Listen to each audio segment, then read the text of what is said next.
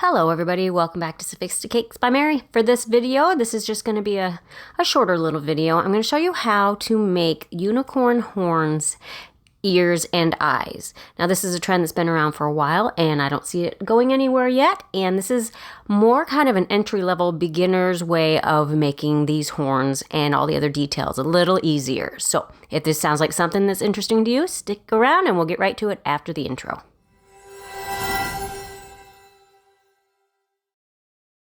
So these horns and details can be made two ways, really. You can either use gum paste or you can use fondant with some Tylose powder added to it. When you add Tylose powder to your fondant, it makes it more of a gum paste. It dries firmer and faster.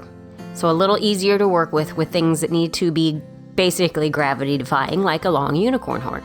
So I added about a teaspoon of the Tylose to my fondant. My pre-colored, I just did a pale gold fondant.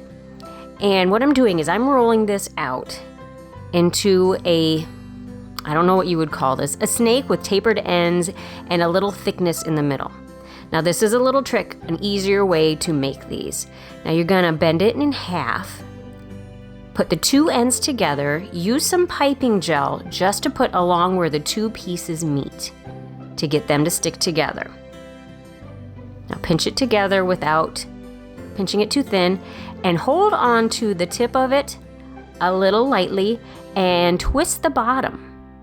Now I think a trick with these horns is that you need to be a little ginger with it. I don't know if that's the word, but you need to not hold on to it too tightly or you can morph the look of it. And set them aside and let them firm up for probably about 30 minutes. And then I go in and I cut off that extra piece on the bottom. Now I'm making a bunch of these. I'm not actually even using them on a cake that I did to show you the cake. I'm just showing you how to make the pieces that go on the cake.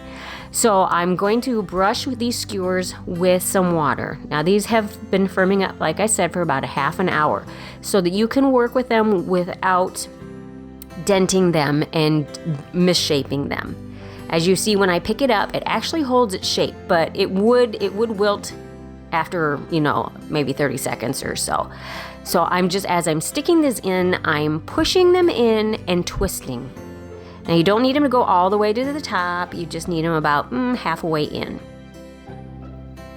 And I'm using my hand to stabilize it and making sure that they're staying straight. See how I'm holding it? But I'm not holding it real tightly. I'm just kind of holding it in place and twisting as it goes in. I'm going to set those aside to let them firm up for, oh gosh, you could even do overnight. But I left them for about 4 or 5 hours. And now I'm going to move on to the ears. The ears are white with a gold center. And I used fondant again and I mixed some Tylose in it. Now just mix this in until you feel that it is fully incorporated. And I'm dusting the surface with a little cornstarch just to keep it from sticking. And the way I'm rolling these, there's a technique to this because you want your section that is against the cake to be a little thicker so it has more stability. So I'm holding it up with my left hand a little bit and pushing and rolling with my right hand. Right there I didn't show it because, well, I had stopped doing it.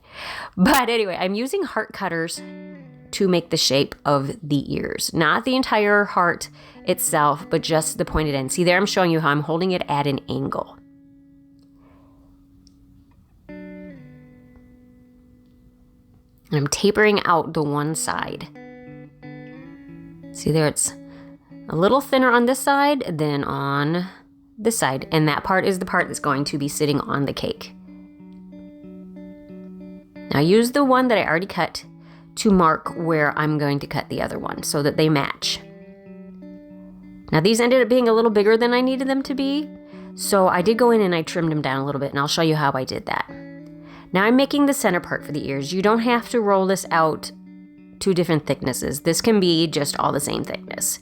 And I'm using a smaller heart cookie cutter after I cut off that edge, just so that it's a straight edge. And I'm using that to do the same thing, just a smaller version. I'm just using water brushed on the back to get it to stick to the white part. Now, since this has Tylose in it, you don't want to move too slowly, but you don't have to move real fast either. You just need to make sure that you get them put together and curved in the shape that you need them to be in before it sets up and starts wrinkling. Now, I realized that this is where I realized that they were a little bigger than I wanted them to be. So I was able to peel off the center part of the ears and move it up a little bit. And I'm using my heart cutter, the big one that I used on the outside, to just trim off a little of the extra.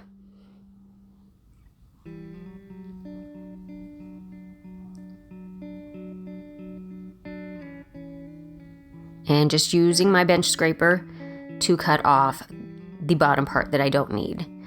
So they're just scaled down versions of what I did originally. And now I'm just setting them up and placing them in an arched shape.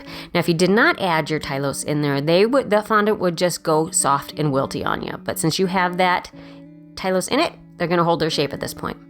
Now I'm making the eyes. Some more of that gold fondant with Tylose in it. And I'm just rolling them into equally sized balls to make sure that I have the same amount for each side. And then I'm rolling them into a log with a tapered end. That tapered end is going to be your first eyelash. Now these are about 2.5 inches long. And then you just use your fingers to mold it into the shape that you want. And repeat the same process, making sure that you have a mirror image. Now, to make your extra eyelashes, I just took 2 small little balls, I rolled them into a teardrop shape, and I bent them a little bit. And I'm just using water to stick it to the first part. Now, you could apply these directly onto the cake, or you can set them aside and let them firm up. Now, I need to make some gold paint to paint the inside of the ears, the horns, and the eyes. It's just my gold luster dust that I like to use with some Everclear. Now, you could use vodka or you could use lemon extract. They all work. I just like the Everclear better. I find I get a better finish, and I can usually do these in one coat.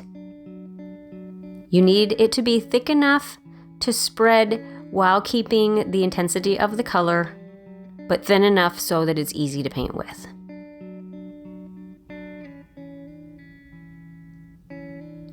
And I was able to get these done in one coat.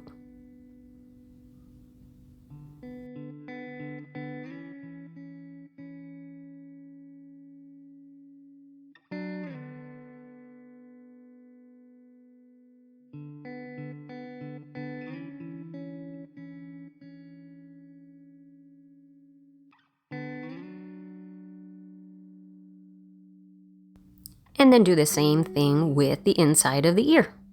I'm using a smaller pointed brush to get in around those edges. Now, if you can't get it all the way up to where the gold meets the white on the edge, don't worry about it. Nobody's going to see that, because it's easier to do that, not put it all the way to the edge, than it is to get the gold off of the white. Which, if that ever happens, all you really have to do is let it dry and use a brush with just the Everclear or the vodka, and you can brush it off, but let it dry first. Now I'm using a bigger brush for the unicorn horns, and I'm using the exact same paint. I'm going to speed this up because this took a while, but I start with the crevices, the inset part, and then I go and do the outside. You just want to make sure that it's all covered. This did take me 2 coats on some of these horns, because honestly, I was running out of gold. Just ordered some today.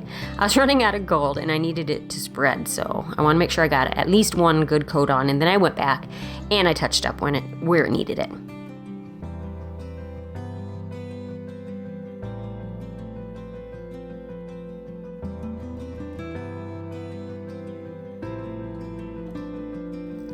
Now these dry fairly quickly. The gold dries really fast. The alcohol evaporates, and all you're left with is the gold. So as long as your horn is set up firm enough, then you could have these painted and ready to go within a half an hour after the dry time for the horns.